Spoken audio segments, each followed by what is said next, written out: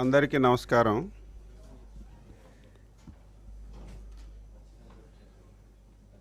ఈరోజు గొడ్డల పార్టీ అధ్యక్షుడు విశాఖపట్నం ఉత్తరాంధ్ర పర్యటనకు వెళ్ళారు. నేనైతే నీ మాజీ మంత్రి సీదిరి అప్పలరాజు కుమారుడు ఒక పేద గొర్రెల కాపరి దుబ్బ దానయ్యను మోటార్ సైకిల్తో గుద్ది సకాలంలో వైద్యం అందించలేకపోవటం వల్ల చనిపోయిన విషయం రాష్ట్రంలో ఈ మధ్యకాలంలో చర్చనీయాంశమైంది. ఒక బాధ్యత కలిగినటువంటి పార్టీ అధ్యక్షుడిగా నీ పార్టీ మాజీ మంత్రి కుటుంబ సభ్యుడు కుమారుడు వల్ల ప్రాణం పోయిందని తెలిసి పలకరింపుకెళ్తావని చెప్పి అనుకున్నాను. కానీ నీ జీవితం, నీ గొడ్డల పార్టీ జీవితం అబద్ధాల పునాదుల మీద పుట్టినటువంటి పరిస్థితి మనందరికీ కూడా తెలుసు. ప్రకృతి వైపరీత్యం వల్ల విశాఖపట్నంలో 7 మత్స్యకారులు గల్లంతయ్యారు. ఒక బాధ్యత కలిగినటువంటి ప్రభుత్వంగా ప్రకృతి వైపరీత్యాలు మన చేతిలో లేవు. ప్రకృతి వైపరీత్యాలు వచ్చేటప్పుడు వెంటనే స్పందించి ప్రజల ప్రాణాలను కాపాడుతున్నటువంటి చరిత్ర కలిగినటువంటి చంద్రబాబు నాయుడు గారు ఇమీడియట్గా స్పందించారు. ప్రభుత్వం ఇమీడియట్గా స్పందించింది. కానీ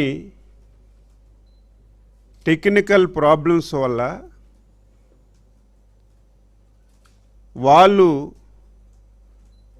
ఏ ప్రాంతంలో బోటు మునిగిపోయిందో తెలియనటువంటి పరిస్థితిలో మనం కాపాడుకోలేనటువంటి విషయం కూడా ప్రతి ఒక్కరికి కూడా తెలుసు. ఈరోజు మత్స్యకారుల గురించి మాట్లాడే నైతిక హక్కు నీకు అసలు ఉందా అని చెప్పి నేను అడుగుతున్నాను. నేను ఎప్పుడూ మాట్లాడతాను, నీకు అసలు మాట్లాడే నైతిక హక్కు ఉండదు. ఎందుకంటే నువ్వేదో ఈరోజు కొత్తగా వచ్చి రాజకీయ పార్టీ పెట్టి నువ్వు మాట్లాడితే దానికి ఒక పర్థం ఉంటుంది. 2 సంవత్సరాల ముందు వరకు ఈ రాష్ట్రానికి ముఖ్యమంత్రిగా వెలగబెట్టినటువంటి వ్యక్తివి నువ్వు. 5 సంవత్సరాల్లో కూడా ప్రకృతి వైపరీత్యాలు వచ్చాయి. 5 సంవత్సరాలు కూడా ఈ రాష్ట్రంలో చాలామంది మత్స్యకార సోదరులు సముద్రంలో వేటకెళ్ళి చనిపోయారు. ఇదేదో కొత్తగా ఈరోజే జరుగుతున్నటువంటి విషయాలు కాదు. మత్స్యకారులు జీవనోపాధికి సముద్రంలోకి వెళ్తుంటారు. అప్పుడప్పుడు అకాలంగా ప్రకృతి వైపరీత్యాలు వచ్చేటప్పుడు చాలామంది చనిపోవడం జరుగుతుంది. నేను స్పష్టంగా అడుగుతున్నాను, 2019 గొడ్డల పార్టీ అధికారంలోకి వచ్చిన తర్వాత ఇదే విధంగా సముద్రంలో వేటకెళ్ళి ప్రకృతి వైపరీత్యాలు వచ్చేటప్పుడు 275 మంది చనిపోయారు. అదేదో నువ్వే చంపేశావు, నీ వల్లే చచ్చిపోయారని నీ అంత అవివేకంగా మాట్లాడడానికి మేము సాహసించాం. కానీ నీ హయాంలో 275 మంది చనిపోతే గొడ్డల పార్టీ అధ్యక్షుడిగా నువ్వు ముఖ్యమంత్రిగా ఉండి ఒక్క వ్యక్తికి నువ్వు పలకరించినటువంటి సందర్భం ఉంటే చెప్పు. నీ 5 సంవత్సరాల్లో ఇంతమంది చనిపోయినా ఒక్క వ్యక్తికి నువ్వు పలకరించలేదు. ఈరోజు బాధ్యతాయుతమైనటువంటి ప్రభుత్వంగా 4వ తారీఖు 10:30 గంటలకి మా డిపార్ట్మెంట్కి సమాచారం వచ్చింది. ఇందులో అవివేకం అవాస్తవాలు ఏమీ ఉండవు. 10:30 గంటలకి మాకు సమాచారం వస్తే ఈరోజు ఈ ప్రభుత్వం వచ్చిన తర్వాత ఇటువంటి ప్రకృతి వైపరీత్యాల్లో ఏ ఒక్కరికి ప్రాణ నష్టం జరగకూడదని ప్రతి బోటుకి ట్రాన్స్పాండర్ నిర్మించాం, వాటికి అరేంజ్ చేశాం. ఎందుకు ట్రాన్స్పాండర్ పెట్టామంటే ఇటువంటి విపత్తు వస్తే వాళ్ళు అలారం నొక్కితే మొత్తం అందరికీ సమాచారం వెళ్తుంది, ఇమీడియట్గా స్పందించడానికి అవకాశం ఉంటుంది. మా డిపార్ట్మెంట్కి 10:30కి సమాచారం వస్తే ట్రాన్స్పాండర్ ఆన్ చేయడం సందర్భంలో వాళ్ళు ఎక్కడున్నారో తెలియలేదు, ఎటువైపు వెళ్ళారో తెలియలేదు. ఇమీడియట్గా డిపార్ట్మెంటు వాళ్ళ కుటుంబ సభ్యుల్ని సంప్రదించి బోటు యాజమాన్యాన్ని సంప్రదించి ఎటువైపు వెళ్ళారు, ఏ ప్రాంతానికి వెళ్ళారని చెప్పి తెలుసుకున్న తర్వాత ఇమీడియట్గా 11:30 గంటలకి కోస్ట్ గార్డ్కి, నేవీకి, కలెక్టర్ గారికి ఇమీడియట్గా సమాచారం ఇచ్చి ఆపరేషన్ ప్రారంభించిన విషయం మీ అందరికీ కూడా తెలుసు. ప్రతి మాట అబద్ధమే. సముద్రానికి 10 కిలోమీటర్ల దూరంలోనే జరిగింది సంఘటన. కిలోమీటర్లకి నాటికల్ మైల్స్కి కనీసం తెలియకుండా నువ్వు మాట్లాడితే నవ్వుకుంటున్నారు. 11 నాటికల్ మైల్ దూరంలో జరిగింది. ఈరోజు మాట్లాడితే 10 కిలోమీటర్ల దూరంలో జరిగింది, కనీసం స్పందించలేదని చెప్పి నిస్సిగ్గుగా మాట్లాడుతున్నాడు.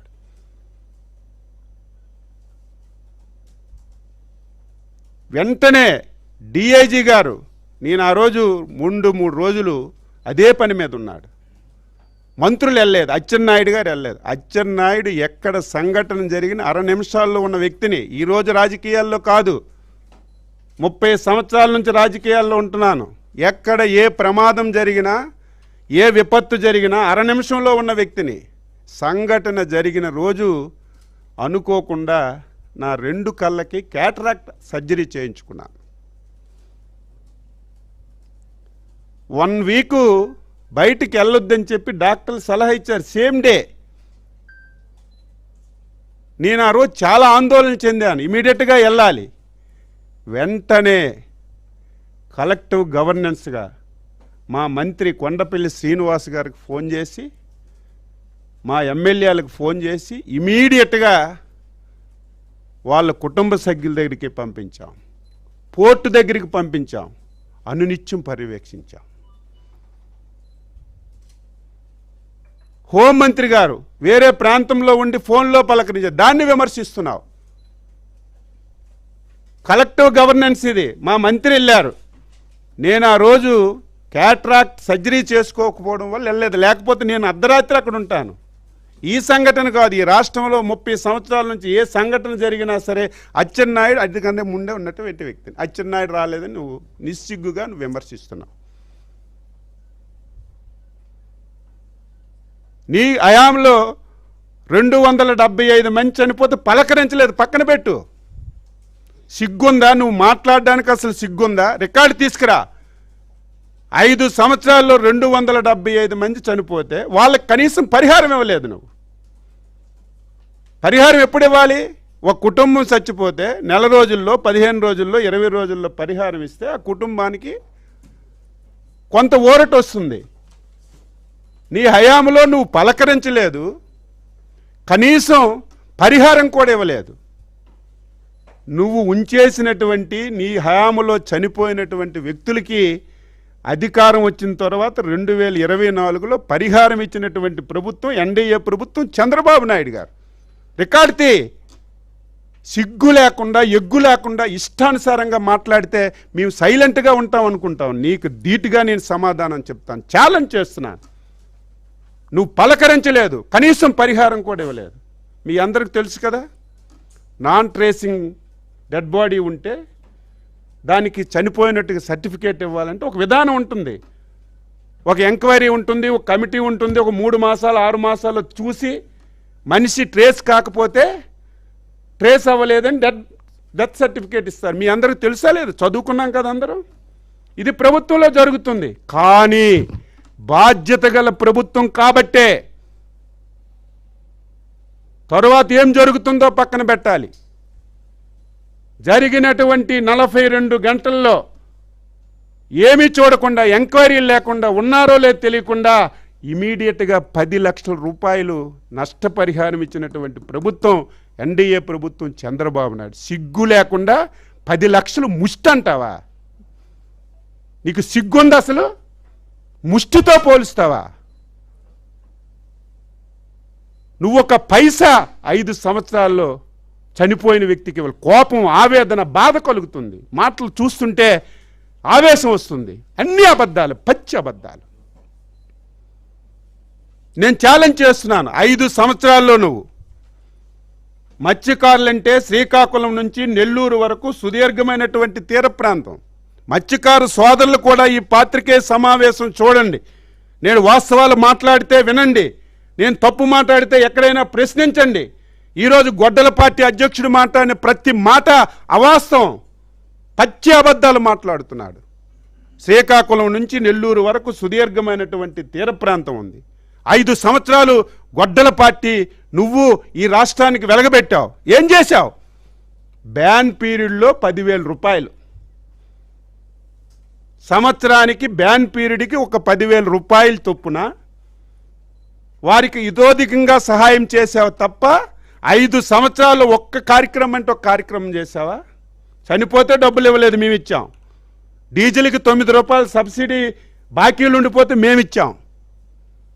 ఒక్కడికి ఒక వల కానీ, ఒక బోటు కానీ, ఒక తెప్ప కానీ, వల చిరిగిపోతే కుట్టుకోవడానికి దారం కూడా 5 సంవత్సరాల్లో నువ్వు ఇవ్వలేదు. నువ్వు ఇచ్చింది ఎంత?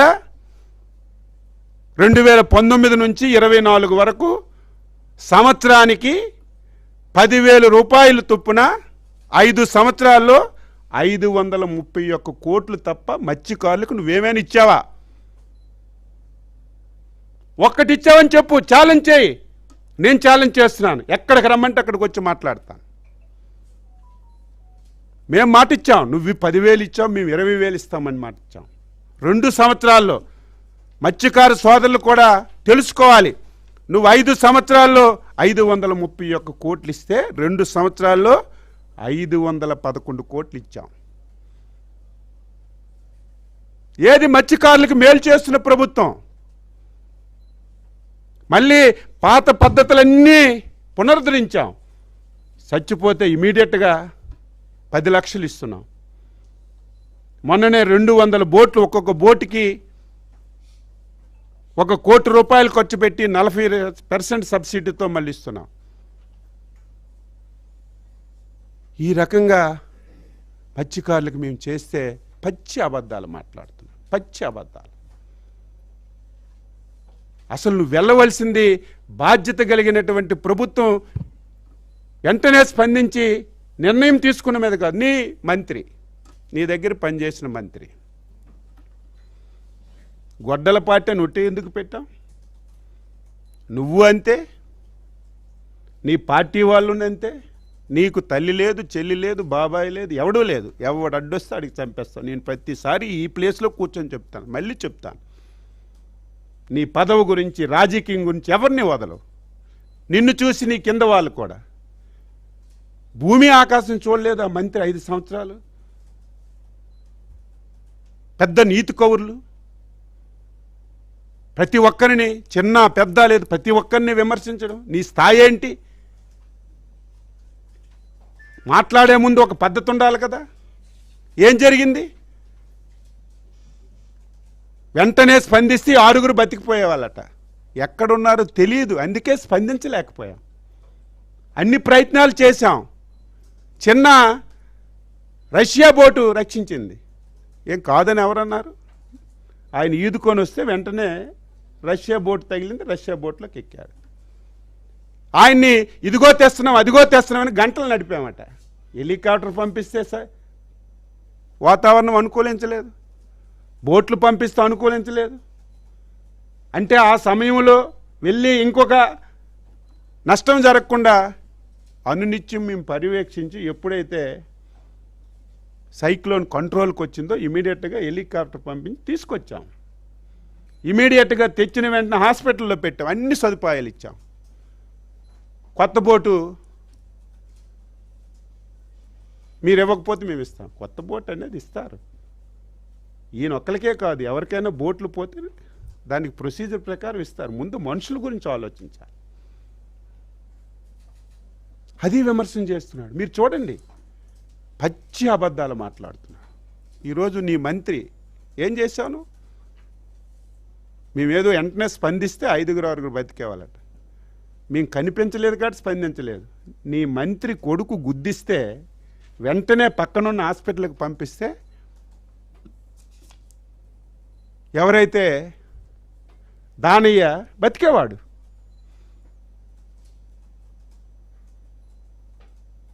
నీ మంత్రి కొడుకు బుల్లెట్తో గుద్దిన వెంటనే ఆయనకి వెంటనే పక్కనున్న హాస్పిటల్లో చేర్పిస్తే బతికేవాడు. నీ కళ్ళ ముందే చనిపోతే పట్టించుకోలేనటువంటి నువ్వు, మేము తెలిసిన వెంటనే రాత్రింబవళ్ళు కష్టపడి అందరూ హ్యాపీగా ఉన్నారు. హ్యాపీగా అంటే మనుషులు చచ్చిపోవడం కాదు, బాధ కలిగింది, ఆవేదన కలిగింది. ప్రభుత్వం స్పందించిందని ఈరోజు మత్స్యకారులు చాలా హ్యాపీగా మొన్న నా దగ్గరికి వచ్చారు. మత్స్యకార సేవ కార్యక్రమంలో ఒక 5,000 మంది పెండింగ్ ఉన్నారంటే ఇమీడియట్గా ముఖ్యమంత్రితో చెప్తే మళ్ళీ నిన్న డబ్బు ఇచ్చాం.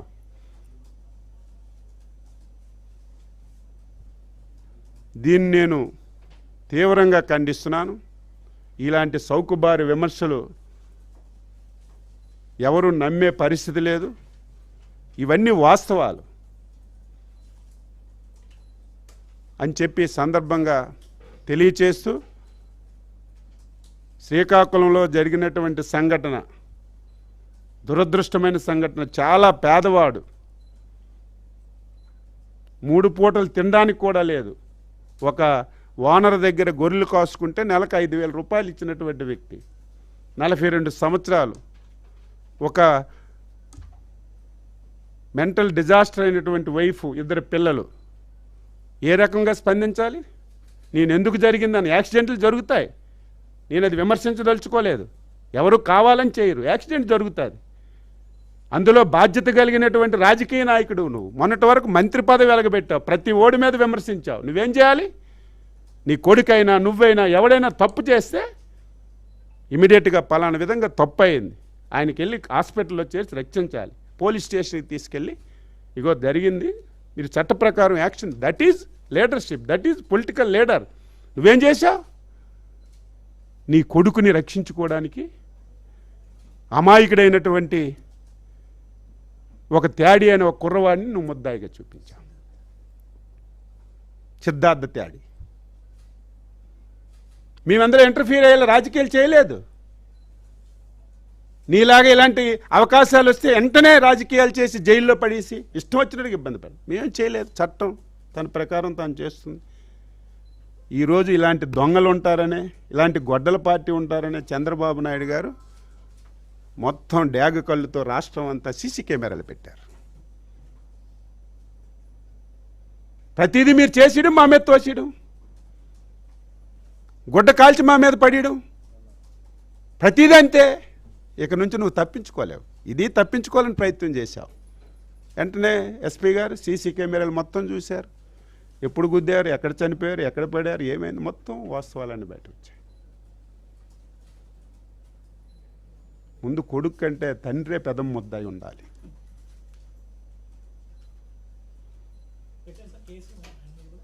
నేను దాని జోలికి పోవాలి. చట్టం తన పని చేసుకుపోతుంది.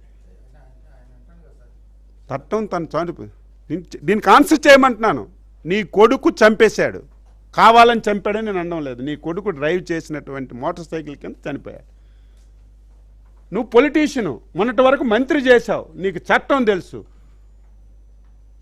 నువ్వేం చేయాలి? వెంటనే తీసుకెళ్ళి నా కొడుకు అనుకోకుండా మోటార్ సైకిల్తో గుద్దీశాడు, చనిపోయాడు.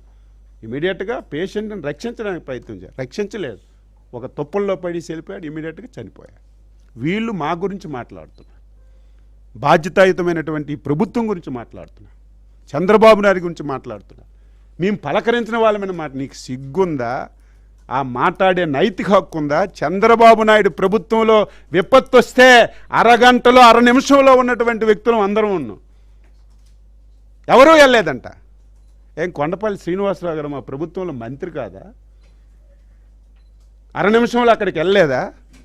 రెండో రోజు ఎంక్వైరీలన్నీ తర్వాత ముందే డబ్బిద్దామని నా సహచరుడు మత్స్యకార మంత్రి కొల్లు రవీంద్రకి చెక్కులిచ్చి విశాఖపట్నం పంపించి ఫ్యామిలీస్కి పలకరించి వాళ్ళకి చేతుల్లో వచ్చి నీ కళ్ళు కనబడవా? నీ పేపర్లు నీ టీవీల్లో ఆ విషయాలు ఏం తెలియవు నీకు? ఇష్టం వచ్చినట్టు మాట. ఎవడూ రాలేదు, ఎవడూ పట్టించుకోలేదట. పోనీ నీ హయాంలో నువ్వు అధికారం ఉన్నప్పుడు ఏదో జరిగిన సంఘటనకి అంశాల మీద వెళ్ళి నువ్వు అన్నీ పలకరిస్తే ఈరోజు మాట్లాడితే దానికి అర్థం ఉంది. నువ్వు అధికారం ఉన్నప్పుడు ఒక్కళ్ళనంటే ఒక్కళ్ళని పలకరించలేదు. ప్రతిపక్షంలో ఉన్నప్పుడు రాజకీయం చేయడానికి నువ్వు ప్రయత్నం చేస్తున్నావు. నిన్ను విడిచిపెట్టం. ప్రతిదీ వాస్తవాలు చెప్తావు. నేను చెప్పింది ఈరోజు వాస్తవం అవునా కాదా? నీ హయాంలో నువ్వు ఎవరికైనా డబ్బులు ఇచ్చావా? నీ హయాంలో చనిపోతే ఎవరికైనా నువ్వు పలకరించావా? నేవీ ఉంది, కోస్ట్ గార్డ్ ఉంది, హెలికాప్టర్లు ఉన్నారు, ఇవన్నీ ఉన్నాయి. కనీసం వాళ్ళు ఏ ప్రాంతంలో ఉన్నారో తెలిస్తే అక్కడ గాలిస్తారు. మనం ఫ్యామిలీస్ కడుక్కొని వాళ్ళ దారి తెలుసుకొని అన్ని ప్రయత్నాలు చేసినప్పటికి కూడా మనం రక్షించుకోవాలి. ఇప్పటికీ కనిపించడం లేదు. ఇటువంటి సౌకుబారు విషయాలు ఎవరు నమ్మే పరిస్థితి లేదు. నీకొక ఛాలెంజ్ చేస్తున్నాను. నువ్వు నేనే కూర్చుందాం. ఇదేదో వీధి పోరాటాలు కాదు. లేకపోతే ఫోన్లో ఆన్లైన్ రా, మధ్యలో ఒక విలేకరు పెట్టు. ఏదో రోడ్డు మీదకి వచ్చి ఛాలెంజ్ చేసుకోవడం నాకు ఇష్టం లేదు. అభివృద్ధి గురించి చెప్పాలి. చేసినవి చెప్పుకోవడం మా ధర్మం. 2014-19 నష్టపోయాం. నువ్వు ప్రతిదీ మాట్లాడితే మేము ప్రేక్షకుల్లాగా చూసాం సమాధానం చెప్పక. ఈసారి నీకు ఆ ఛాన్స్ ఇవ్వం. ప్రతి దానికి వాస్తవాలు చెప్తాం. నువ్వు ఇవ్వనటువంటి డబ్బులు మేము ఇచ్చామా లేదా? నువ్వు డీజిల్ సబ్సిడీ ఎగ్గొట్టిస్తే మేము ఇచ్చామా లేదా? ఈరోజు చనిపోయినటువంటి వెంటనే డబ్బులు ఇస్తున్నామా లేదా? ఈరోజు నెలకి సంవత్సరానికి 20,000 చొప్పున ఈరోజు బ్యాన్ పీరియడ్కి డబ్బులు ఇచ్చామా లేదా? మళ్ళీ పడవలు, బోట్లు ఇవన్నీ పునరుద్ధరిస్తున్నామా లేదా? నువ్వేం చేసావు? 5 సంవత్సరాల్లో కేవలం 10,000 రూపాయలు తప్ప ఇంకే పని ఇచ్చావు చెప్పు నువ్వు. మేము పట్టించుకోవడం లేదని మాట్లాడితే దీనికి ఏమనాలో నాకు అర్థం కాదు. చాలా బాధ, ఆవేదన. పచ్చి అబద్ధాలు, మాట్లాడితే అబద్ధాలు. 10 కిలోమీటర్లు అంటే నేను నాటికల్ మైల్స్ అంటే 10 కిలోమీటర్లు, నాటికల్ మైల్ అంటే కిలోమీటర్కి నాటికల్ మైల్కి సంబంధం తెలియకపోతే మాట్లాడితే నేను ఏమనాలి? కనీసం టీవీలో స్క్రోలింగ్ వచ్చింది కదా, మీ టీవీలో వేశారు కదా, విశాఖపట్నానికి 19 నాటికల్ మైల్స్ దూరంలో ఉన్నారని చెప్పి. 19 నాటికల్స్ మైల్స్ అంటే 10 కిలోమీటర్ల? చెప్పండి, మీరు ఆన్సర్ చెప్పండి. అంటే నోరు ఉంది కదా, ఒక టీవీ ఉంది కదా, నువ్వు పలకరింపుకి వెళ్ళినోడు ఏంటి? పలకరింపులకు మేము వెళ్ళడం లేదా? పలకరింపులు అంటే ఏంటి? సింపతి. నువ్వేంటి పలకరింపులు? దిగిన నుంచి పక్క నవ్వుకొని జేజేలు కొట్టుకొని పలకరింపులా? అంటే దీని అర్థం ఏంటి? నీ ముసుగేంటి? ఈ ముసుగులో నువ్వు రాజకీయం చేయడానికి ప్రయత్నం చేస్తున్నావు. తప్పనిసరిగా నేను ఎండగడతామని ఈ సందర్భంగా తెలియజేస్తూ, విఘ్నులైనటువంటి మత్స్యకార సోదరులు, సంఘాలు, ఒకసారి మీరు నేను చెప్పిన విషయాలను వినండి. గొడ్డల పార్టీ అధ్యక్షుడు చెప్పిన వినండి. ఏది వాస్తవం ఏది అవాస్తవం పని చేశాం కాబట్టి ధైర్యంగా చెప్తున్నాం. అన్ని రకాలుగా ఆదుకున్నాం కాబట్టి ధైర్యంగా చెప్తున్నాం. అచ్చెన్నాయుడు గురించి మాట్లాడే నైతిక హక్కు నీకు లేదు. అచ్చెన్నాయుడు ప్రతి దగ్గర ముందుంటాడు. ఆ రోజు నాకు క్యాట్రాక్ట్ సర్జరీ అవ్వడం వల్ల నేను వెళ్ళలేకపోయాను. అది కూడా కనీసం ఎవరైనా చెప్పుంటారేమో, అది కూడా విమర్శలు చేస్తే దానికి అర్థం పర్థం ఉండదు అని చెప్పి తెలియజేస్తున్నాను.